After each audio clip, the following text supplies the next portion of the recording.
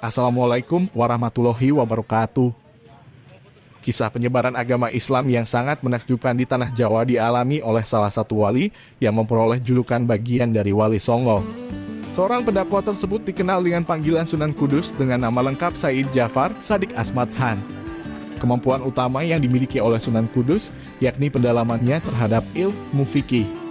Sunan Kudus merupakan ulama yang terkenal akan ilmunya dan menjadi seorang imam Syiah di urutan ke-6. Cara menyebarkan dan mengembangkan agama Islam yang dilakukannya patut memperoleh penghargaan. Beliau dikenal sebagai seorang yang disegani banyak masyarakat, dan metodenya pun cukup sulit mengingat kuatnya Hindu-Buddha di Indonesia pada waktu itu. Biografi Sunan Kudus dengan nama asli Said Jafar Shadiq Asmad Khan ini lahir di salah satu kota santri daerah Jawa Tengah. Beliau adalah seorang anak dari Sunan Ngudung atau Raden Usman Haji, yakni Panglima Perang Kesultanan Demak. Ayah Sunan Kudus adalah putra kandung Sultan Said Fadhal Ali Murtasa, kemudian melakukan hijrah ke Tanah Jawa untuk menyebarkan agama Islam. Perjalanan ayah Sunan Kudus sangat erat kaitannya dengan Sunan Ampel yang pada saat itu mengajarkan ilmu agama kepada Sunan Kudus. Istri beliau adalah adik dari Maulana Makhdum Ibrahim atau Sunan Bonang yang sama-sama berguru ke Sunan Ampel. Dan beliau menikah dengan anak Sunan Ampel yaitu Siti Syarifah Nyai Ageng Maloka. Guru lainnya yakni Kiai Telingsing yakni ulama berasal dari China untuk menyebarkan Islam bersama Cheng Ho. Jafar Shadiq memiliki kecerdasan luar biasa sehingga menduduki posisi bagus di Kesultanan Demak. Antara lain yakni penasihat khalifah, kadi panglima perang, mufti, imam besar, mursyid tarekat. Sunan Kudus juga berguru bersama Sunan Muria kepada Sunan Ngarang, Ki Ageng Ngerang, yaitu kakek dari Ki Ageng Bertani sebagai pemikir utama terbentuknya Mataram. Perjalanan dakwah Sunan Kudus Jafar Shadiq atau Sunan Kudus memiliki ayah yang saat itu menjadi Senopati Demak dan menjadi pemimpin untuk melawan pasukan dari kerajaan Majapahit.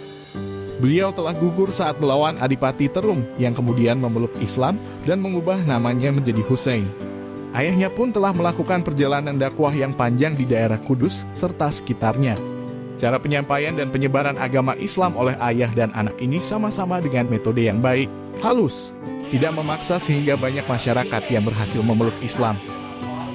Perjalanan dakwah Sunan Kudus tergolong sebagai usaha yang cukup keras dan amat sangat sulit. Karena mengingat kuatnya keyakinan masyarakat Jawa terhadap ajaran Hindu-Buddha. Salah satu cara yang dilaluinya yakni melakukan kulturasi budaya Hindu-Buddha dengan nilai-nilai Islam.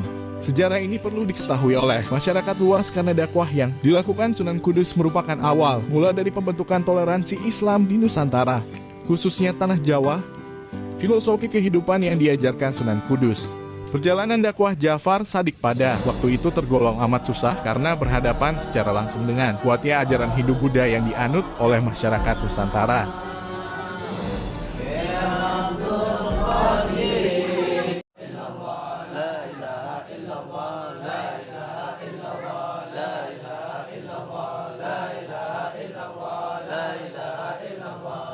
Saksikan ziarah selanjutnya ke makam Sunan Muria bersama rombongan Jamiyah Al-Muhajirin Setupatok Cirebon. Wassalamualaikum warahmatullahi wabarakatuh.